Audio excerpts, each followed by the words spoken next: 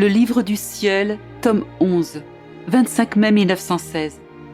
Le travail du céleste fermier dans l'âme.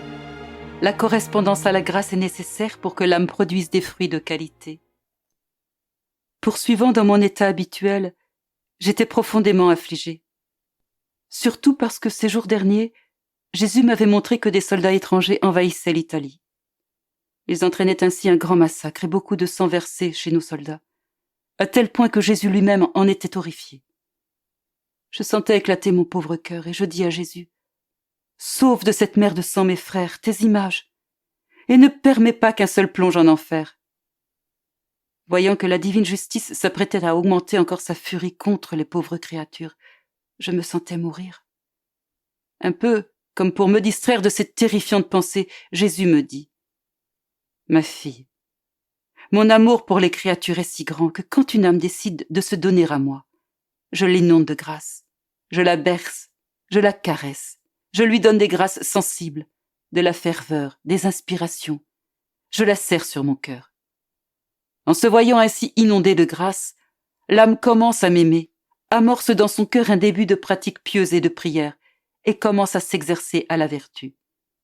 Tout cela forme comme un champ de fleurs dans son âme. Mais mon amour ne se contente pas de seulement des fleurs.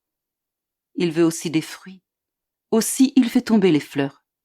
C'est-à-dire qu'il dépouille l'âme de son amour sensible, de sa ferveur et de beaucoup d'autres choses, de manière à ce que des fruits apparaissent.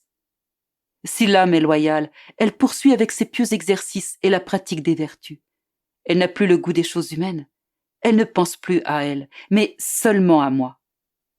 Par sa confiance en moi, elle donne de la saveur aux fruits. Par sa loyauté, elle les laisse mûrir, et par son courage, sa tolérance et sa tranquillité, ils mûrissent et deviennent des fruits de qualité. Et moi, le fermier céleste, je cueille ces fruits et j'en fais ma nourriture. Ensuite, j'ouvre un autre champ, plus fleuri et plus beau, dans lesquels des fruits héroïques pousseront, lesquels feront sortir de mon cœur des grâces inouïes. Cependant, si l'âme devient déloyale, méfiante, agitée, mondaine, etc., ces fruits seront insipides, amers, couverts de boue, et seront de nature à m'ennuyer et à m'amener à me retirer.